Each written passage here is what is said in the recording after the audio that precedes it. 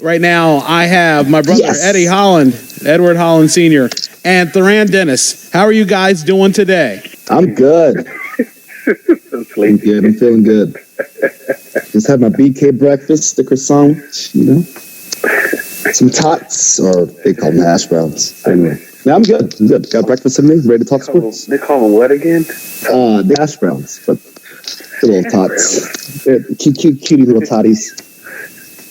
Anyhow. They call it hash browns or tots. What do they call them? Huh? What do they call them? Hash browns? Yeah, hash browns. They're all potatoes. Okay. Is this like a regional thing? You know how some people call like soda pop and we call it soda because we're sort of rational people? Yeah, I'm good with that. Sort of rational, I like that. Today, I was just going to throw it out as sort of a free-for-all because sometimes people like chaos, and the best thing to do is hash browns versus well, we can go into all different types of potatoes. Yeah, there you go. I mean, I understand what genius sits around cutting the potato up. Hash brown. No damn reason. If they're smart, they use a food processor. Yeah, but I mean, hash browns because of the store. Yeah, can I have let me get a McGriddle and have a hash brown? How does that sound appetizing? You want a what? You want a hash what? You want a hash what? Yeah, let's get one of them circular things look like a potato. Oh, I got you, kids. Come right up. I can't remember what. I think it's Newark Station. They used to take the French fries and chop them up and make them. Yeah. They got legit homies though right now. Well, at least they did. I don't know. They got new ownership, so I don't know if they're still doing the menu the same. The wings are still good. Every year. For a lot of you people who don't know, we are from Newark, Maryland. We lived there more than half of our lives, for most of us. The village of Newark, Maryland, right? As Captain Willie would say, the tiny hamlet of Newark. You got to put in a helicopter sound. No, you that was bad. Or what is it? Ponca, right? Ponca. Yeah, some people say Quinnipiac. There's so many words. Oh my God! You know how many people butcher the English language as an English major?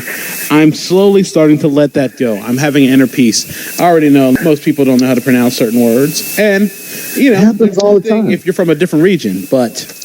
Completely something else if you come from the same area as everybody else and still don't know how to pronounce it. I mean, English language and stuff, the Brits look at us like we're idiots because everything we say is ass backwards compared to what they say. True. I just wish people would pronounce my name after I enunciate it correctly for them. That's all I ever ask for in life. You know that shit's difficult, man. It's French. Really? You're going to start marking it as French? Hey, right. Get on. There you go. Look, that's me thorns are in. Oh, jeez. I don't want to go back to that. Oh, God. I miss Cynthia, though. Cynthia, she was a sweetheart. I was trying to live there. I was like, yeah, Therran, stop. I used to call him Thorn. The name's not difficult to say. This might be one of the first episodes we just list as explicit because... Yeah. I mean, look at your name. You can say your name. That's like I learned in school. Spell it out. Phonetically. There you go. For a bunch of people who either were in ROTC or were in the military, phonetic, alphabet, and that's something else people need to know. Reading is fundamental. And nowadays, people are dumb. I'm going to be honest. Yes, there are arguments to be made. The people who are listening now probably will hear it and probably agree. They check the American school system, man. Stop it. I ain't saying what everybody else already hasn't said. Stop with your liberal ways. The liberal media wants to make you gay. You know, I had to mix the Alex Jones with the wrestling ball. That was good. Now, Skip. The liberal media is talking about making you gay. I don't believe it, Skip. No, I don't believe it at all. I need to start watching that show more. I can't watch it anymore. Actually, that's a good point. Actually, now that we get back on that, so I was watching an episode of Dan Patrick's show. Someone calls in and talks about why is it that everybody keeps talking about the Yankees, the Red Sox, LeBron, the Patriots, the Lakers, or whatever else. And basically, Dan Patrick made a good point. He said the biggest thing to draw ratings is you keep playing the hits. Same thing about Tim Tebow back then. They like playing the hits. And that's the way you can alienate an audience very, very quickly. And I think that's probably one of the many reasons I just sort of stopped watching ESPN. I hardly even watch it for games anymore. And now that they've moved their 30 for 30s to a pay format, I ain't watching now. Mm-hmm. True. I'm mainly radio. Like I said before, pretty much ESPN radio 24/7. Or play it rather. Podcast.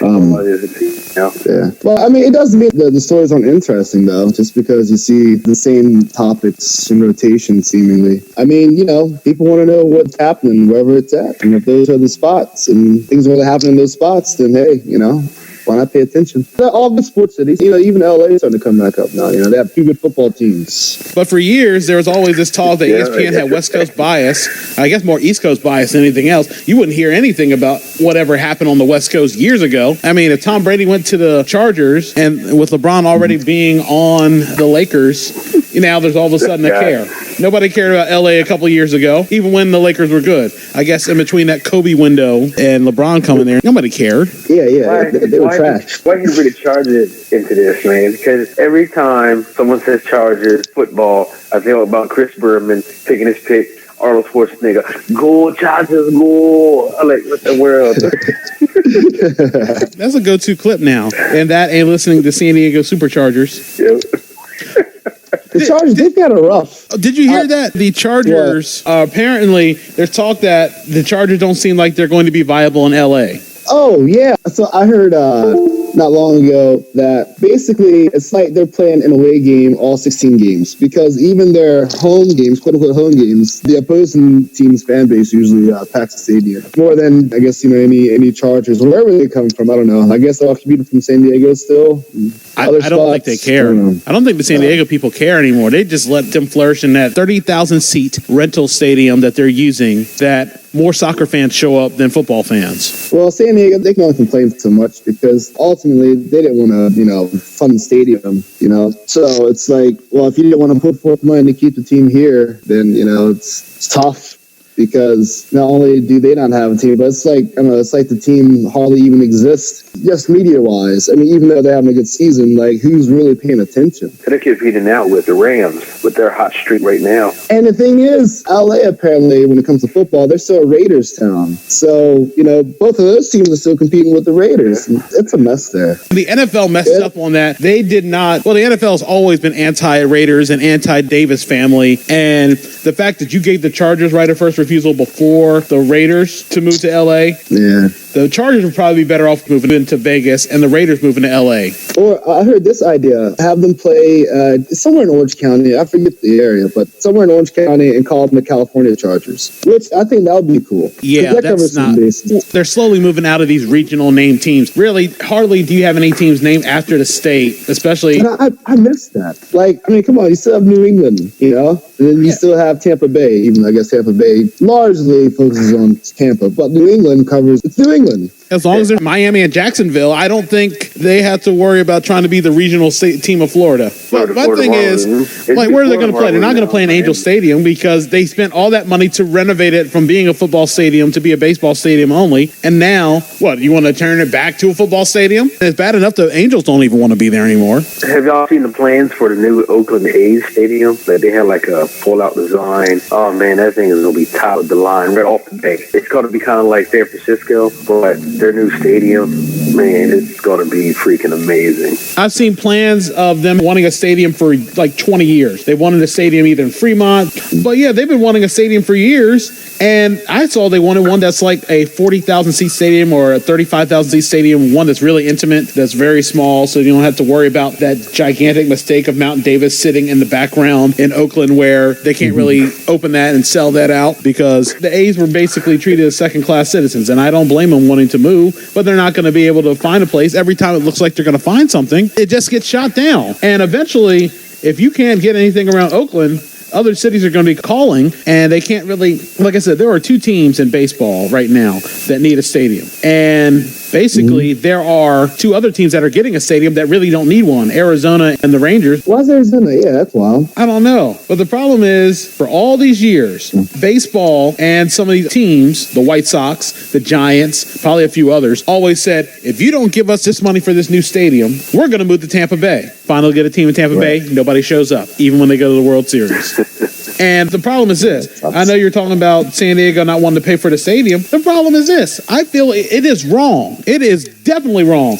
That tax money should be used for basically corporate welfare. You know why I have no issue with them putting an expansion team in Las Vegas in NHL? There was already an arena there. I don't care.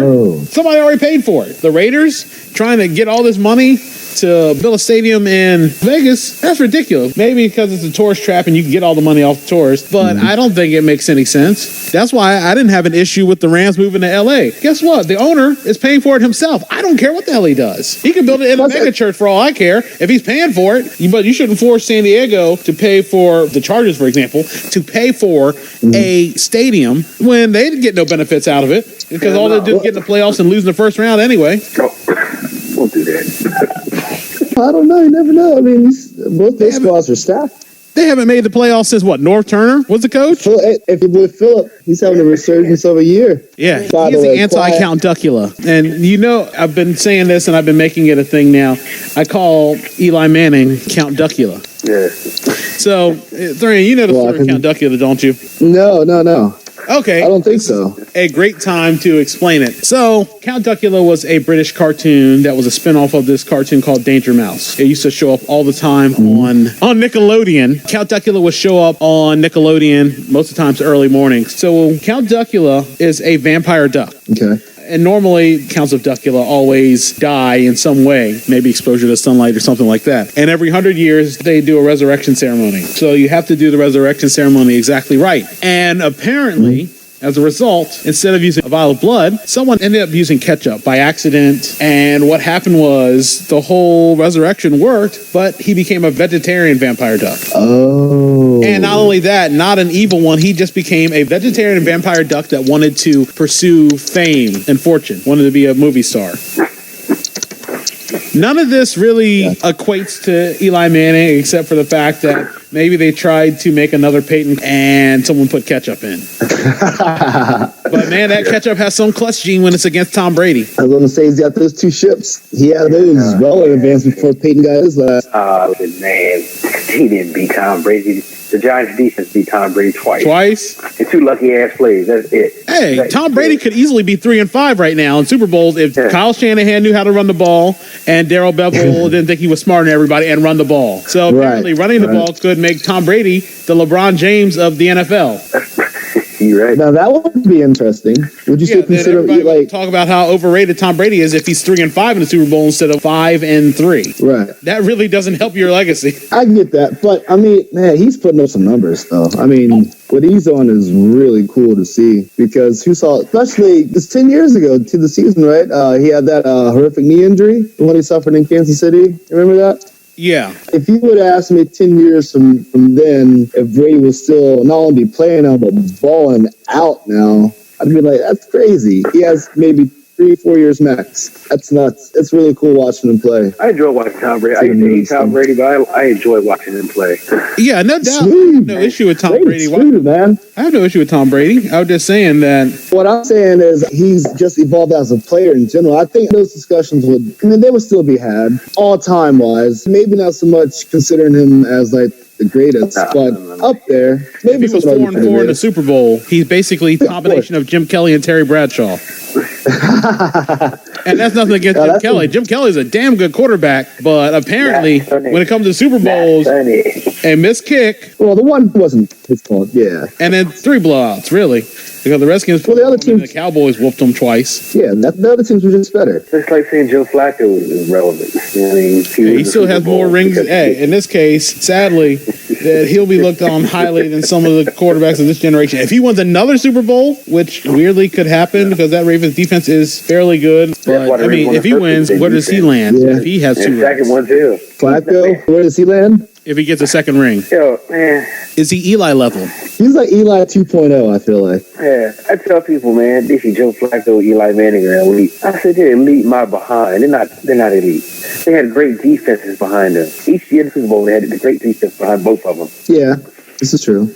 Yeah. But, dude, Flacco, he had a playoff run for the ages. I mean, But he Anquan Bolden, Jacoby Jones, Corey Smith. Come on, man. Anquan Bolden, you already know he's a hard-nosed wide receiver. They don't have anybody else out there who can play the position. But also, look at this. Yeah, I tell you what, he was clutch in that New England game that year. I'll never forget that. Anquan Bolden, and he showed up. That's why Joe Flacco got a $120 million contract, because of the people he was throwing the ball to. Like Tom Brady got a contract like that, and he made people, I never knew half the damn people. That's like Peyton Manning. Sure. Peyton Manning made a lot of guys. Yeah, made a lot of guys rich. Except for Dallas Clark. I knew about Dallas Clark coming out of Iowa and stuff. I knew about him already, how good he was. So I knew that. Shout out to your Buckeyes. Hey, they beat Iowa beat Maryland, right? Yeah, I'm sorry even brought them up. They got spanked. What is Bruce? They deserve that one. It's like a seed. I know he looks like Johnny Brown Tactical walking. Yeah, I was gonna say someone, of a famous shame bicyclist who lost all of his accolades. But you were saying before that playoff game against the Patriots, Flacco could easily maybe have a second Super Bowl had Billy Cundiff made a kick or Lee Evans made a catch in the end zone. And yeah, that's right. like now, I'd have made Cundiff a word. You didn't just got Cundiffed. Look, we can't dawn on that because San Francisco should have won that Super Bowl. Crabtree got held clearly in the end zone. Kaepernick could probably have a job. Be a best ship home. I'm surprised Kaepernick don't have a job now. When Nathan Peterman and Derek Anderson can start for the Bills. Yeah, I didn't have Tom Savage to get a job. Hey, because when your owner says that the players are a bunch of inmates running the asylum, of course you can. Wow. Texans, Teddy the Bridgewater Texans. just rotting on the Saints bench. They used to be on two guys, Breeze, and they got that number 7, the white Michael Vick. That dude's a baller. That dude can run. I forget his name, but yeah, Teddy could be in Jacksonville easily by now. Apparently, Ward was on a short leash. And then Cody Kessler's his backup. When was the last time you heard that name? I was like, who the hell is Cody Kessler? He played at USC. Right. That great lineage of quarterbacks like Mark Sanchez and good old, what's his name, Matt Barkley. Matt Liner. Well, Sam Darnold. Yeah, I do say this, that sometimes some guys don't fit in a particular scheme. They're trying to fit the square peg into a round hole. Well, like, isn't Kessler one of the 30 starting QBs the Browns have had in the past? I don't know, like 3 seasons? He's one of the many.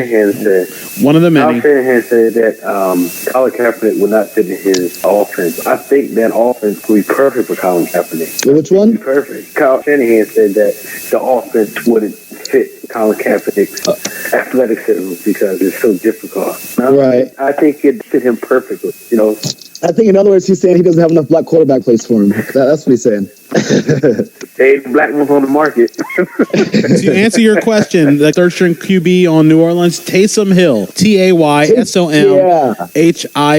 He's from BYU. So yeah, which makes it even crazier. Like the dude, he is like the Monday night Drew Brees broke the all-time touchdown record, I think, or he tied it. Somebody broke it. I don't know. But that was when I saw the number 7. It said Taysom Hill. That's his name. Yeah, Taysom Hill. He had a rushing touchdown, 23 yards. Yeah.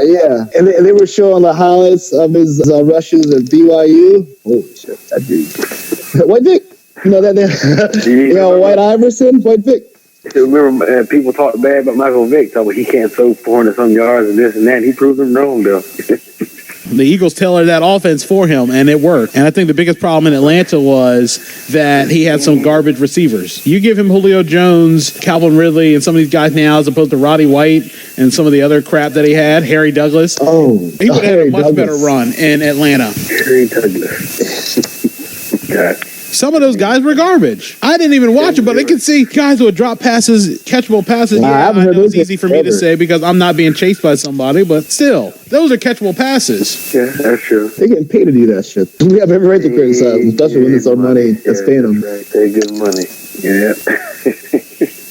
But just look at it. If you break down every single team in the NFL this year, there's going to be a superstar quarterback, so running back, there's going to be a super running back, and an average quarterback. You're going to see the difference. Look at Jared Goff. Yeah, I was going to say it was. Yeah. But he got Todd Gurley, though. I mean, it's rare that you get a combo just like that. Patrick Mahomes, he has Kareem Hunt. But he's got Tyreek Hill, too. That's who's got. Like I said, but Patrick Mahomes' athleticism opens up that type of thing for him. Look at Russell Wilson when he came in. Russell Wilson had fucking Marshawn Lynch. But they also use a lot of that read option stuff as well that everybody else was using. Yeah, because it's hard to key on. You would think that Marshawn Lynch will get the ball, but Russell Wilson's a dual threat as well. It worked with Colin Kaepernick was was in there too. He had Frank Gore as well. It worked with RG3. He had Alfred Morris as well. Shit. And when I look at that Redskins team in 2012, I just think it was just criminal. Yes, RG3 should have knew how to slide. That's the biggest issue. If he slid, that probably wouldn't have robbed him of a couple of years of productivity. Maybe things change. But in a playoff game, I don't care what happens, especially when you hear all this stuff in hindsight. First, Kyle Shanahan doesn't run the ball. Plain and simple. I think everybody has seen that. Kyle Shanahan doesn't like running the ball, especially when you have a lead. The Redskins were up 14-0, and they all of a sudden decide to keep passing the ball when you have a quarterback with one leg. That's the dumbest thing that could happen. Secondly, I saw Kirk Cousins beat the Ravens. Was that a game against the Broncos? Oh, no, that was Seahawks. That was a playoff game. Yes. Oh, okay. Yeah. I do remember the one game for the Broncos, and the running game after Morris was carrying the Broncos on the ground in the second half. Start throwing the ball and they lost. Why would you stop that? Because he thinks he's smarter than everybody. Kyle Shanahan parlayed his offensive coordinator role with the Falcons to that Niners job, and then he became a part of the biggest comeback in history because all of a sudden they couldn't run the ball. I'm not a big fan of Matt Ryan. I think he's overrated. Yeah. And anybody dispute that? Matty Mild to me. Matty Mild, yeah. Him and Matt Stafford. Matt Stafford overrated too. Yeah, Stafford couldn't even get the ball to Calvin Johnson all the time. So how are you going to tell me that he deserves that money with that ragtag assortment of wide receivers? I'm hoping it with Jimmy G. I hope he can prove me wrong. You know what I mean? The same thing with Kirk Cousins. Kirk Cousins really hadn't showed anything while he was in Washington at all. He didn't show anything to me. You have all these weapons around you. The defense is a top 10 defense, but yet you still find ways to crap it away. Oh, no, I'm just saying. He cost the Redskins 2 chances at playoffs against the Giants. You don't go into a season finale twice with a chance to possibly make the playoffs. Oh, yeah. And you do not shit the bed twice. At that point, I didn't want him there anymore. After that, if you can't win the big game. So look at this. I'll go back a couple years ago. That whole season, 2016. Yeah, everybody's talking about the play call. Why is the play calling so bad? Everybody's like, McVay. McVay doesn't know what he's doing. And then you come to look at it, McVay's gone, and the same stuff keeps happening. So in that case, it's either Gruden, McVay, or Cousins. And then next year, they crap the bed against the Giants in the season finale. It's either Gruden or Cousins. Now, there's no Cousins. So if they crap the bed against the Giants, it's all on Gruden now. I went from that one playoff game where Kyle Shanahan stopped running the ball, and if they thought, Kirk Cousins is going to be a good quarterback because he single-handedly beat the Ravens by himself in that last game when RG3 got hurt, why don't you start Cousins? I think he could win the game and move on to the second round. But I'm bouncing everywhere. But there's a lot of things the Redskins, though, man. You got Adrian Peterson, who has a resurgence this year. He's the old Adrian Peterson of years ago. Look at Alex Smith. We talked about that work. Alex Smith is not going to get you 500 yards a game, 10 touchdowns, or whatever the average. Oh, no. Whatever the hell the average is for a quarterback now. Alex Smith is a game manager. That's what the Redskins need. The Redskins don't need a high-flying 40 points game quarterback. If he can get you 28 points a game, then it's all the defense to do the rest of the job. And let's say the defense has been doing it. The defense has been coming up now in Washington. And it's, like I say, Alex Smith is being very careful with the ball. He's being very conservative. Alex Smith, that's who they got. That's who was going to happen. He did it in Kansas City. Nobody had an issue with that back then, but now it was a problem. He can't get the ball down the field. He can't do this. He can't do that. But guess what? He still led you to the playoffs just about every single season he was there in Kansas City. So the man's consistent. He consistently wins. He's not a loser. He wins. He wins when he has support behind him and a good coaching staff. So, people understand that. Yeah. I'm not hating on Alex Smith. And another thing is, his stats, he wins by circumstance. In Kansas City. He threw the ball down the field a lot last year in Kansas City. It's just now Washington. Last year. He doesn't have the weapons right now. No, last year he threw it downfield. Oh, yeah. He didn't do it the year before or the season before. And deep passes. But the problem is he doesn't have the weapons this year. Half your receivers are hurt. The Redskins went with like a bunch of backups. Basically, Jameson Crowder was hurt. Paul Richardson was hurt. What about this? What if you put Mahomes on the Skins? What if you traded to right now? At least I know he wouldn't get sacked. But those receivers are very questionable. Do you think Alex Smith, considering his history with Andy Reid there prior, do you think he would have anywhere near the career year that Mahomes, the Hall of Fame Mahomes is having now? I feel like Mahomes would guarantee Gruden, the way Mahomes playing now, he'll guarantee Gruden at least a good 2 more seasons at the helm. Unless the Redskins crap the bed, he's gone after that. I mean, he has a good shot of staying a couple of years, but all it'll take is if he gets to the playoffs, doesn't win a game, he's probably done. I tell you, some of these NFL coaches, how the hell do they get jobs? Because some of these guys are awful. Sean McDermott wanted to prove a point, I guess, not having Tyrod Taylor play and keep starting Nathan Peterman. Apparently, insanity is doing something over and over, expecting different results. Different results, That you had to sign somebody off the street to play, and he played basically just like Nathan Peterman. And that's the last guy who led the Browns to their last winning season. Oh, wow, that's funny. How about this trade? Anderson for Taylor. Bring him back, Buffalo. You need him. Buffalo would have to prove they were wrong for trading. Anderson just wants to be a backup. Shove your pride to the side, because if you ain't winning, what's the point? It's pointless. You're going to lose your job. You see that Patrick Peterson asked the Cardinals to grant him a trade box? Come to Green Bay, baby. I heard he wants to go to the Saints. Why? Why does he from Louisiana? He went to LSU. That's fucking crazy. Yeah, that's true. I'm surprised Larry Fitzgerald hasn't asked for a trade. Well, he's on his way out the door, man. His last season. He should have pulled an Anquan Bolden and went somewhere else. I think that organization has plans for him once he decides to hang up the cleats. Like I said, the Cardinals apparently, save for that one spell, have been awful. They're basically the San Diego Padres of the NFL. Think about it. The Padres, save for like 6 good years, have been garbage ever since they were in Major League Baseball. The Cardinals have been around for like 70, 80 years, and they've been in 3 different cities, and they still suck. Can you imagine now people getting paid to play video games? And I haven't watched those E-League games that they either have on TBS or ESPN. I just I don't know. I've always been just playing sports games and the occasional action game. I read the requirement to become a professional gamer. You have to, on average, a week play 50 hours or more video games. You were doing that, weren't you? On average. Whatever God of War, boy. I was doing God of War and everything else and stuff. But like I say, about 50 hours a week, I can still my black ass at work making extra money and sitting home. This is OG Eddie. It's an 8-step process, man. It's an 8-step process. First, you said you gotta get a membership onto whatever gaming subscription you have. Second, pick a game that you really, really like. Third, play the hell out of the game. Fourth, get a Twitch account and start uploading all your stuff up to Twitch so you get a lot of viewers and followers. And then put it on YouTube so you get more viewers and followers than anything else and stuff.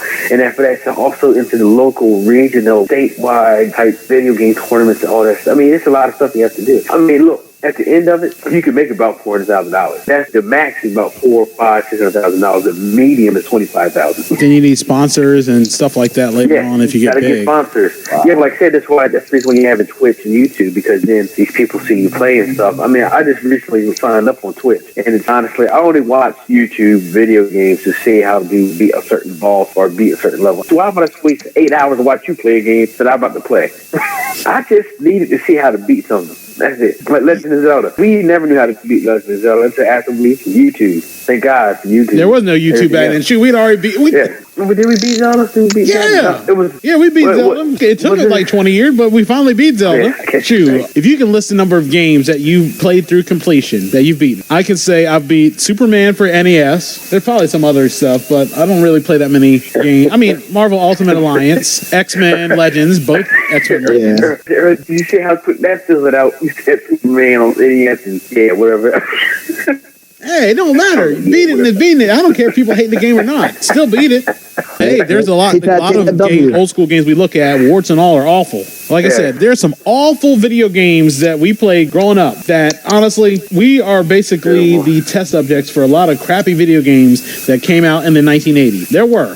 The X-Men video game for Nintendo. That was awful. It was. Oh, my God. That's terrible. LJN, I'm glad they are dead and buried. There's a guy who does a thing called the LJN Defender. He defends a lot of these crappy quality LJN games. A lot of them are crap and don't have anything to do with the plot of either the comic book, the movie, or the wrestling that's required with it. I tell people now, I'm not going to buy another game until I want to be 100%. The games I got now. The games nowadays about $56 a piece, man. And they got so much content and so much goals and side missions and everything else, like the Batman game, Arkham Knight. That game made the main story. You even beat the main story, you just completed 25%. There's a whole shitload of side missions you have to do. It's like, so, I mean, hell no. I can't do it, man. That's basically like the Lego games. No. The Lego games, once you beat the main story, there's so many side quests that you have to take care of. And there's like a couple of games that we are like in the 90% range of being done, but there's just a ton of them that we haven't done. Side missions that you have to finish. We just finished Lego Star Wars The Force Awakens, and we're still not there at the 100% full, completely done. So when it comes to gaming on PlayStation, what I like is that I like the trophy system. So you look at the trophy to see what you need to do to get each type of trophy.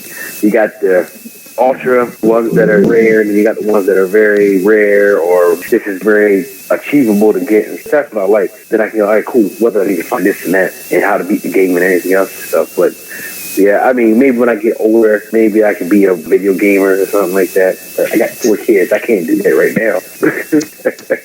Do you guys miss arcades? Yeah, I do. I miss playing Mortal Kombat in arcades. I guess maybe I do. I don't know. I do miss playing Mortal Kombat in arcades. Street Fighter. That's fun. I feel like there were so many times you could go to an arcade and see such a weird variety of games that you would not expect. I remember going in there, especially the Boardwalk in Ocean City, Maryland, of course. I would remember going to maybe a place like either Marty's Playland or Funland, or that one all the way down with the yellow, because I can't remember, Gameland, maybe that's what it's called. Those arcades, you'd see such a variety, and especially from the 80s and 90s and maybe up to the early 2000s, so many different games. I remember, just off the top of my head, the original Teenage Mutant Ninja Turtles arcade game. I remember the X-Men arcade game, the WWF WrestleFest. That's a game when I was working in the toll booths in Ocean City in the Inlet parking lot. I would go on break. I'd walk all the way down to that place, the Gameland. Yeah, I know talking about. And I would spend my lunch break playing WrestleFest. Well, see, stuff like that, you will never find it here on the Eastern Shore, because once it comes, it's popular, and all of a sudden it's all like Famous Days. Famous Days was popular. Everybody loved Famous Days. Food was good the first couple months in there, and all of a sudden it just fizzed out. It's like that, Famous Days. But if you knew somebody here knew how to do video games, like XL Games, they're in the Toyota Center. They know video games. They got vintage video games. I think they're going to be around for a little bit, because, you know, they got classic shit people want. If you can't find it at GameStop, they're going to have it there. You know, GameStop is now buying vintage systems now to resell them for double the price that they gave it to you. So, you know, but GameStop is an evil big corporation, man. I said it before, just like Papa John. I'm back on the Papa John's thing. I'm going to stop buying shit from GameStop. I haven't had Papa John since that racist motherfucker said what he said. That pizza's overrated anyway. In episode 12, me and Eddie discussed Papa John's, and eventually I'll bring back some of those clips about Papa John's. Papa John's, I don't like their pizza. I don't like their sauce. I don't like their toppings. Their cheese is all right, but really, how can you mess up cheese on a pizza? If I go with the pizza hierarchy, it's Pizza Hut, Little Caesars, Domino's, because I haven't had Domino's in a while. And there's a place in Wilmington that's really good that they always deliver to the radio station all the time, and I get some of their slices of pizza when they're I want to try your pie. in the break room. Oh yeah, I like your pie. Definitely your pie's up there too. Where's that? If they have it. Your pie is just sort of like you get your own individual personal pizza. There's a really good place up here in Newark as well. And there's a good place that's sort of your pie like in Newark at the Christiana Mall. Yeah, I know we're sort of getting real local on this, but hey, this is all we talk about. Like I said, sometimes I'll talk with sportscasters. Other times I just talk to people about local shit that people may know. I'm trying to think of some other places. Pizza-wise? I'll put Domino's over Little Caesars, though. Yeah, but any place that has stuffed crust that can offer you stuffed crust is going to be a bonus. Boy, you get that stuffed crust meat pizza, it's done, over with. It's worth the impending death 20 years down the road, but it'll be so worth it. Y'all know. Just don't go overboard, especially now you can do that app and get it ready, and you can go in, put your code in, and grab the pizza now. I ain't know that. Yeah, they had the commercial for Little Caesars. Oh yeah, give me that meat stuffed crust. Yes. Guess what, though, man? That's what's wrong with technology now. Technology is making us lazy and fat. So lazy. But actually, this is a good thing. This place is going to be like the Wikipedia podcast. Going back to episode 3 when I talked to Dante Finney, and he talked about it's sort of a split. Technology makes things easier for us to do, but can also help you when it comes to being healthier. Like I said, Fitbits, you have the MyFitnessPal and things like that. It can be used both ways. You can always track what you eat and do all this stuff. It's just lazy people decide to use it to make their lives easier and no physical activity. Like, I walk 30 minutes. I got me 1,000 extra calories to eat up now. That's the problem, burning the calories and not having the urge to use them because, hey, I earned them. That's defeat the fucking purpose of it.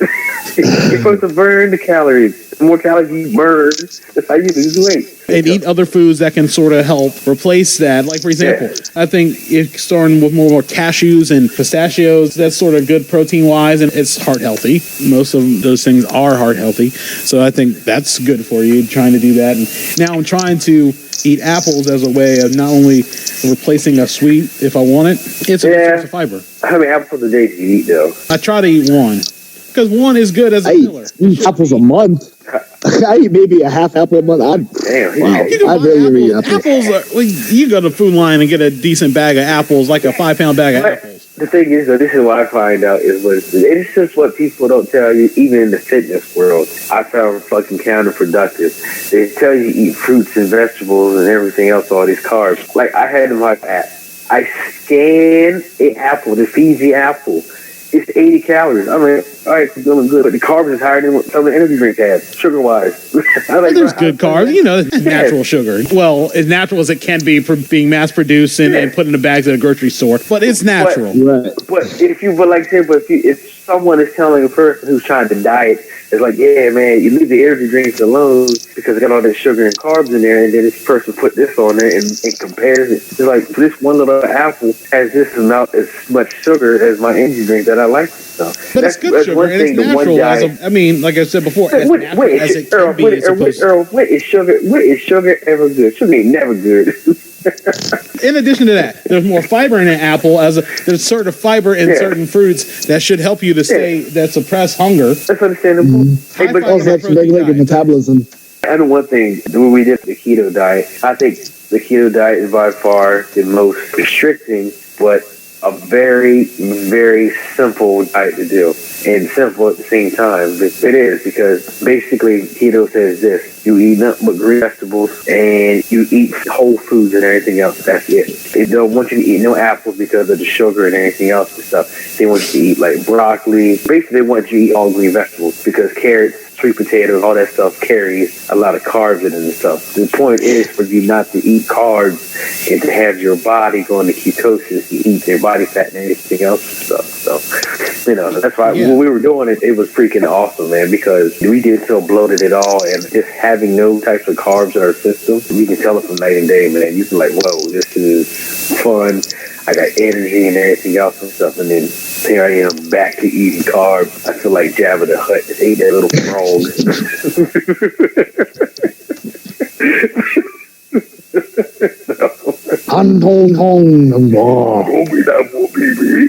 But I was just looking, there's good carbs and bad carbs. So, like, for example, that's another thing I try to avoid. If I'm going to eat carbs, I'm going to eat like whole grain bread, 12 grain bread. I'm not going to eat white bread unless for like grilled cheese or something. But I'm going to eat a whole grain bread and stuff like that. Yeah, and keto sounds basically like the Atkins diet, give or take a few things here or there. Pretty much. Yeah. Sort of getting back to a discussion I had with previous guests, Mark DeMora, we talked about music, and we were talking about, you look at a particular time from the late 50s to maybe up to the early 2000s, particular musicians and artists had their own style. A lot of them, you knew if a certain song came on the radio, hey, this is this group. Hey, this is Hall & Oates. Hey, this is the Chili Peppers. Hey, this is Eminem. Now everybody sounds the same. What? Oh, come on. Let me put it like this. Everything's starting to get a little homogeneous. Everything's... nothing. I work at a country station, and I hear a country song that's sort of like a pop R&B song. Yeah. Okay, yeah. Okay. Well, that's understandable. I'm still listening to Steely Dan, so needless to say, I'm kind of removed from the pop music scene. I guess sort of Donald. You're listening to a Donald. From what I do hear, nothing really stands out. I'm still listening to Asia and Royal Skin. I mean, way back. Way back. I don't listen to none of this new stuff, man. I mean, nothing's appealing. It's just talking about. What is that? That's just yelling behind.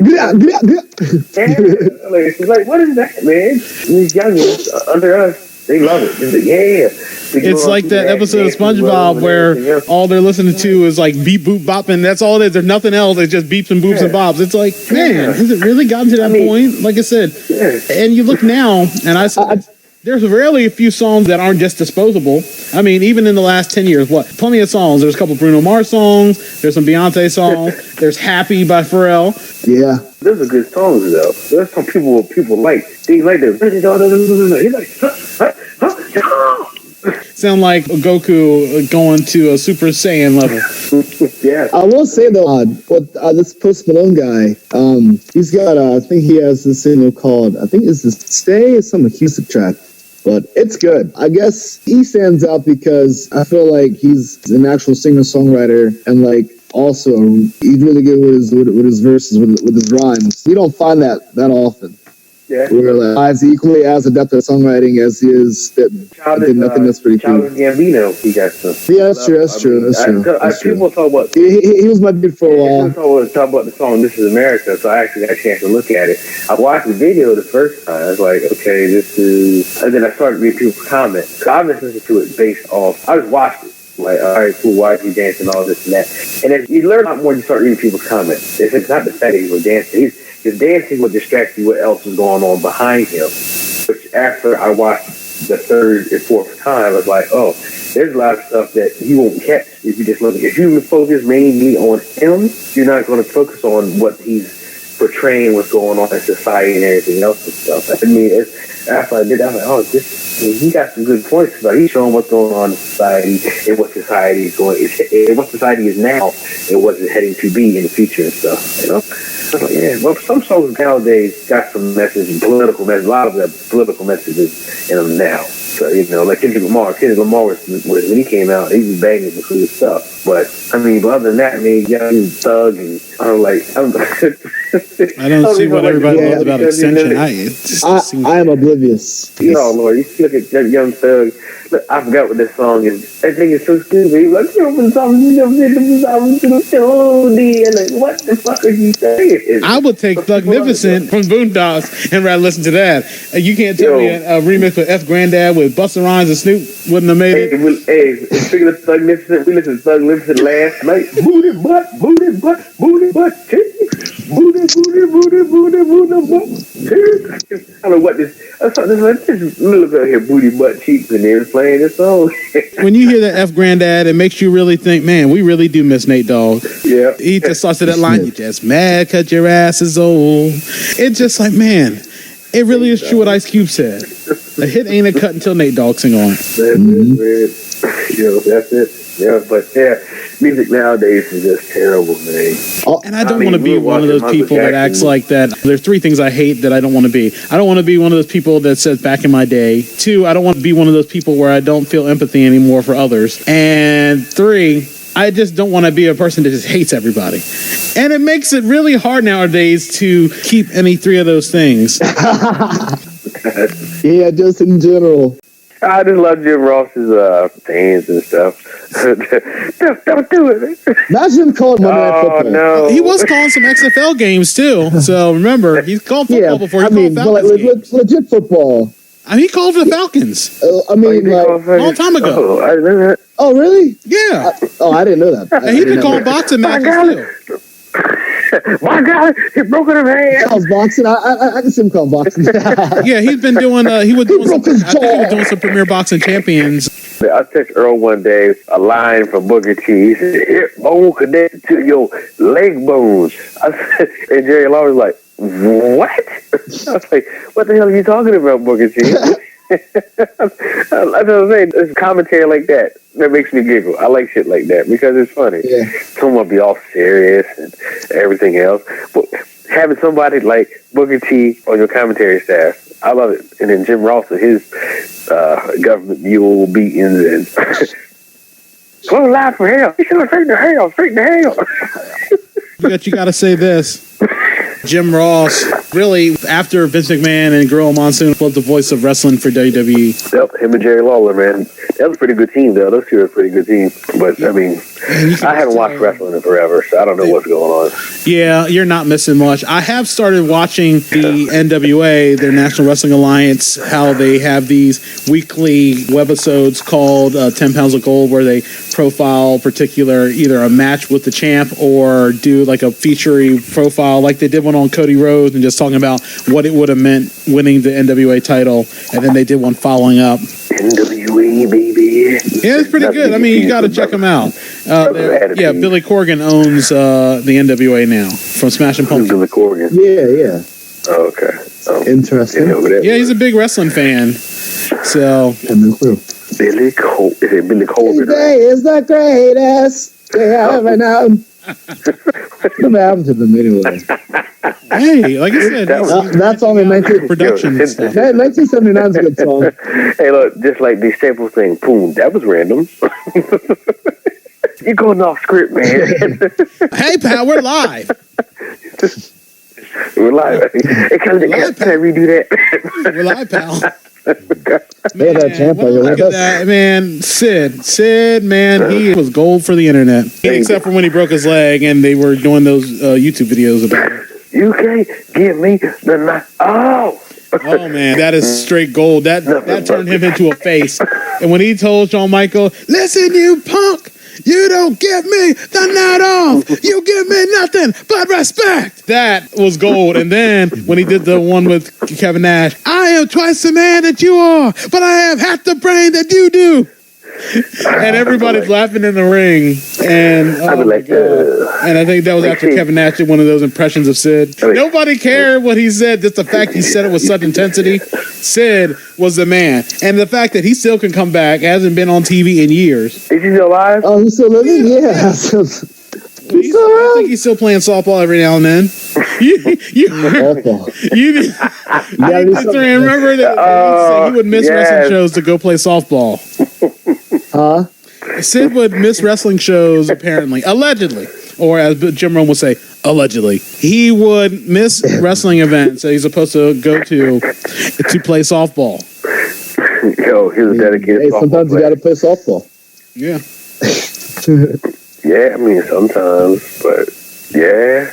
I mean, you got hobbies. Yo, this gonna be unfiltered, man. Like I said, this is just like I said, man. See, I won't cut a lot of it out. I just need to cut out things with clear transition because I feel like I'm talking over everybody, which sucks. And it's like you listen to a podcast where it feels like people are talking over each other. It's a mess. This is real life, man. Look, we don't filter nothing. Yeah, I don't mind that so much. We ain't filtering nothing. We ain't putting on little doggy ears and headgear and stuff. Bunny hat this ain't social media. This ain't social media. We're real media, baby.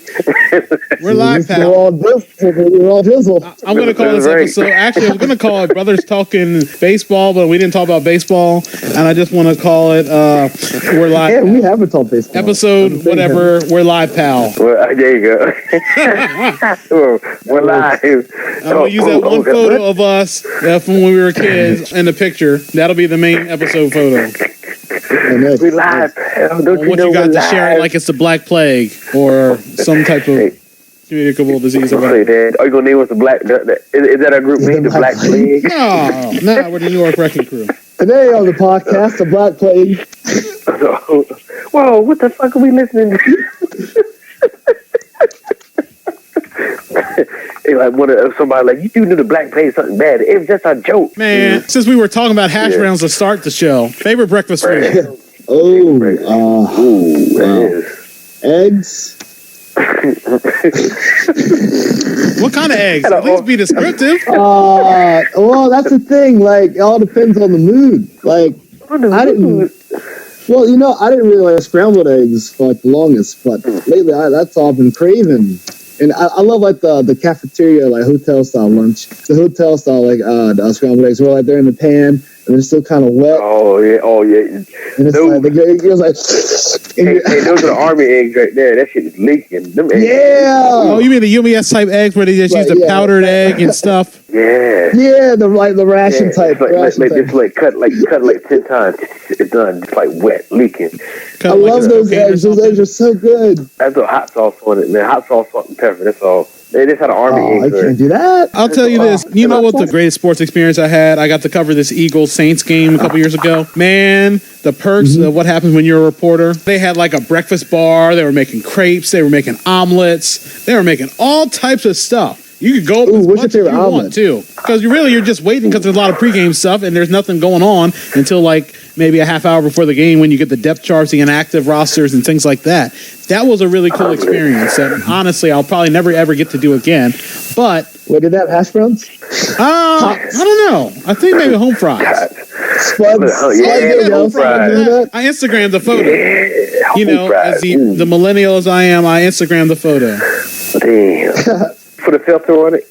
No, well, actually, I learned if you're going to filter food, Lark. Lark is the filter for it. Why I want to filter my food for it? It's going to pop either you like it or not. You know, this episode is the one that feels the most like a sports talk radio show. It does. It actually does. Why, Sports Junkies. See, I even got Hulu Live now so I can watch the Sports Junkies. Nice. Yeah, like I watched the episode where they had Frank Caliendo on for like 3 hours. Wow. I should check that out. Hey, did you guys get a chance to watch Dave Chappelle and Ben Jealous on the Van Jones show on CNN? No, I haven't. No. They were on there together? A lot of the Dave Chappelle Netflix ones. I need to watch them.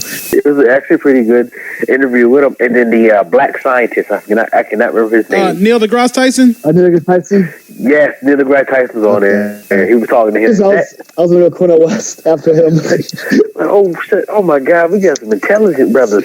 I said, the black scientist. Oh, boom, just like that. Then who I was talking This is the only one. I'm going to tell you. For a long time, when it came to the most intelligent black folks still living, it was Ben Carson. Oh, God. What? And that one was proven wrong. Book smarts don't always mean street smarts, even though he quoted. You talking about Uncle Ben be on the front of that race? I feel like the episode of Saturday Night Live where they had Uncle Jemima's Hard Mashed Liquor with Tracy Morgan as Uncle Jemima. Oh, yeah. Yeah, where are all these birds going? Yeah. Where are all these birds flying around? Shut up, old woman. Oh, my God. I haven't seen that in forever. Uncle Remus. I'm not going to go too far into that. This is what happens when we try to be unfiltered. That's right, unfiltered. It's the best. Oh, it's going. I like it. Yeah. Yeah, we try to put some sports here and there. Okay, let me get back on the sports, at least try to make the effort to get back on the sports. What is your favorite sporting event of the year? Oh, God. When the Nats advance to the championship round of the playoff. Yeah, keep on dreaming, man. Keep on dreaming. The Orioles have been to more LCSs than the Nats have in these past 10 years. And if it wasn't for their manager self-sabotaging them 2 other times. Man, that's so crazy just thinking about like how far they've fallen. But yeah, that team was a whole mess. Remember, the greatest moment in Mariners history, that Game 5 against the Yankees. You can thank Buck Showalter. Because instead of going to John Wetland, he went with Jack McDowell. He went with the starter instead of his closer, and the Mariners came back and won that game. And that's when Griffey, where someone is playing a penny whistle, the off-tune key of "My Heart Will Go On," and it shows that moment where the Mariners are trying to get back into the game, and you just see. That's the one with Griffey came all the way around, didn't he? Yeah, that's the one. Yeah, that's the one. Yeah. Because got to hit the tie the game when Wetland was still sitting in the bullpen, wondering when am I going to get in. That sounds very familiar. Well, I could have swore I remember that happening very similarly as well. And the most exciting. Before you hear about that story about Britton in the bullpen, Jones is like, "Bring yourself in the game." Like I said, the most exciting sport memory I remember, even though it wasn't a good one, it was when San Francisco lost to the Seahawks that year in the NFC Championship game. But I say it because at that time, they were two of the best teams in the league going at it. They're division rivals. So they already played each other twice that season. So it was a rematch. It was a tiebreaker. And I just thought it was great. You know, that's when Bowman broke his ankle. That's when Richard Sherman had his famous Booker T post-game rant about Crabtree. Don't you ever talk about me, boy. Who talked about you? That's sorry, Crabtree. That's by far one of the best. And like I said, San Francisco San Francisco lost, but I like it though. I loved it though. So Yeah. You know what I find the most exciting thing about sports is just the opening ceremonies of all different sports except for hockey. I gotta get more into hockey. I gotta get more in tune with hockey, but just watching the first game of the season of every major professional sport. Just watch the beginning of the ceremony with the American flag, how they say the national anthem, and how football got the Jets and everything else, and so how baseball, I mean, the stadiums are jam-packed. That'll probably be the last time that stadium will be packed. It'll be the first game of the season, maybe the last game of the season too. But that's what I think is the most exciting thing, just having that opening ceremonies and stuff, which is like, all right, cool, this is the beginning of the season, let's get it going. That's what I like. I like that. I do think the coolest opening day is definitely baseball. I guess also because it's it's my favorite sport. I'm biased there, but you go again. I don't know. It's just it reeks more optimism than any other league because you think about it. Of course, you have your major market and at least all three of the major North American professional sports. But you already know who's going to win in the NBA. I mean, seriously, who's Golden State losing to? Themselves. In the NFL, Patriots, they're always going to represent the AFC. I mean, you have maybe a handful of picks from the NFC. Rams, of course, Eagles. Sports socialism, you gotta love it. Packers, those two sports are predictable, but baseball is so wide open, so full of just potential possibilities. I agree with that. You just never know. As we watch a World Series where the Dodgers are playing in the second year in a row and the Red Sox are playing for the fourth time in 12 years, pretty unpredictable. And again, all sports have their major markets, but we didn't predict how they would end up here. We saw outscore with 108 games. Yeah, I mean, there were 3 teams this year. 3 teams here with 100 wins. That's crazy. And honestly, I didn't see the Dodgers coming back. It's not as simple as it is on paper. The journey is so worth it. It'd have been nice if the Brewers went. Yeah, that would have been great because then they would have been the second team to represent both the AL and NL in the World Series. Yeah, but the Brewers, I mean, they were surprised. I mean, they had a decent squad last year, but this year, who expected them to play as well as they did? But they missed the playoffs by a game last year. I said that they had a decent squad. But who would see that team? They stockpile the Dodgers, and where's their payroll? It's nowhere near the Dodgers, nowhere near top 5. I mean, they have so much talent on that team. So we have Magic Johnson that owns your team. Well, Magic I don't think has much of an ownership role in the Dodgers anymore. He was just the public face, and then. Once he got what he wanted with the Lakers job, he just bounced. In the words of Paul Mooney, get easy on me at Starbucks. So that's right. He said, how the hell is Magic Johnson got easy on the Starbucks and stuff? So maybe that's my next goal, to get easy. I can own the Starbucks myself. The Magic Johnson blueprint on success. Yeah, you ain't Magic. You aren't going to be as lucky as everybody else. That's it. I was saying though, man, he get A's and he owns a team at Starbucks. I mean, look, I could live on the Starbucks salary. I would own it. There should be franchising Starbucks. You know how many crazy people out here like Starbucks coffee? Or I make money off Steph because she loves Starbucks coffee, right? Yeah, she likes Starbucks, but now we're starting to make our own London Fogs at home, so we don't need middleman. Screw that. Now we just pay the company for all the creamer and the syrups. I'll tell you how cheap I am, right? Liz is like, you cheap.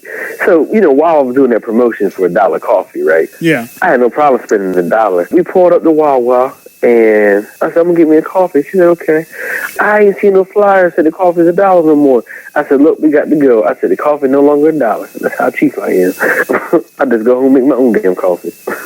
Like that. Starbucks coffee is disgusting. It's economical. Yeah, it's overpriced. And I don't drink coffee like that. I barely want to get tea from there. Like I said, worst case, make tea at home. That's why we got all this stuff, make tea at home. You seen that movie with Paul Rudd and Jason Scott? Whatever his name was, and he was like, can I get a large coffee? She was like, no, we have a venti. He said, so now you're telling me that you're dumb in both languages. He said, venti is 20 in Spanish. I was like, it was a funny movie. The Role Models. Role Models. Yeah. So underrated. I was like, what? I was like, what the world? That movie is classic. As I should. Minotaur. Minotaur energy drink. Oh, man. Oh, I forgot to answer. My favorite breakfast food, it rotates between bacon sausage scrapple and scrambled eggs with a ton of cheese and some ham in it. Can't have breakfast without pork.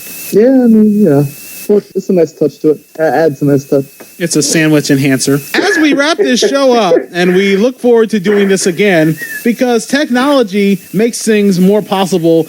As we've gotten older, people have families, people get married, people get jobs, as most functional adults should do. You know, it makes it harder to get back and reconnect with people, and that's the biggest thing. And I was glad that we were able to reconnect. I guess any parting shots before we go, and then I'll give the whole spiel about how people can reach you or contact you, because, you know, it's the internet. People will find ways to do it anyway. I'm going to let the prosecutor go first. Right on.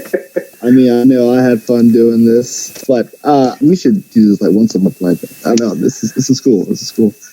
Stay tuned, listeners. Stay tuned. All the folks Earl has spoken with so far, they're all wonderful people, and they are definitely worth listening to. So yeah, stay tuned, and I love you all. ELE, everybody love everybody.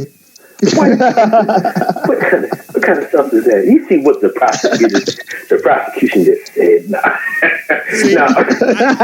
Before we go into what the defense will say, I have an idea what you'll say, but I'll wait to see if I was right.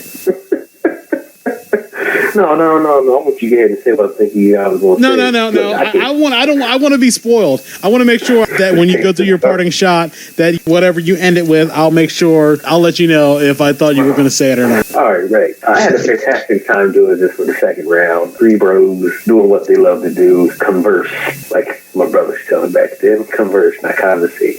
Converse on topics, sports sometimes, and just life in general. So, you know, people out in the world need to really take their head out their butt and, you know, and just live life. Don't be so uptight and righteous about thinking you're better than whoever and everything else and stuff, because what people are showing now in life is the reflection of what's going on up in Washington, D.C. The uncivility, the hostility towards men, women, whatever your flaw is, they're always going to pick it. So, but that's my feeling. You know, I had a great time, and I look forward to doing it again. Wow. I actually thought you were going to end it on a funnier note. I gotta be serious sometimes. Hey, I honestly thought you were just gonna go full LT in the Waterboy and end it with that, but hey, you know what? Hold on. So, Bobby Boucher, tell us how to tackle. So I can do Waterboy, and kids, to my next conclusion: don't smoke crack. I was waiting the whole time for you to end it with that as well, but man, I was like, man, is he going to say it? Like I said, you know, when you're around enough people for a long time, you already know what most people are going to say before they even say it. It's like ESP. Siblings and spouses have that ESP. Hey, I'm at 1%. Y'all better hurry up. Okay, so, Therran, what's the best way people can get up with you? Well, I do have a Twitter handle that I rarely ever use, at Sparky McGriddle Cakes, I believe. That's a Therranimal, right? Sparky McGriddle Cakes is your Instagram. Oh, wait a minute. See, and that's the thing. I'm not, look, the social media thing I'm still working on. But, look, I'm going to throw these names out there. Sparky McGriddle Cakes and Therranimal. And whatever you find from those outlets, that's where I'm at. If you find a white dude on this, not him. Someone say. Oh, God. That's going to be a topic for another time. Oh. I'm also on Facebook, too. Talking and acting supposedly a certain way. That's a topic for another time. Oh, we're going to get our full Tavis Smiley, Ed Norton, all those famous newsy black folks.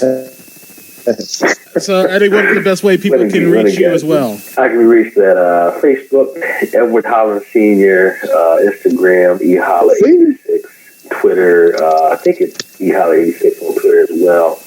Also on PlayStation Network, eHolla86. I'm just like keeping shit simple, okay? That's right, KISS. Keep it simple, stupid, that's all. Like I said, dude, how are you? It's your phone on the charger and it's still dying. Oh, man. I'm at 1%. I started this with like 15%, so it's my fault from the get-go. Charge overnight, dude. Thanks again, and I appreciate it. And guys, we're going to do this again sometime in the near future. Word.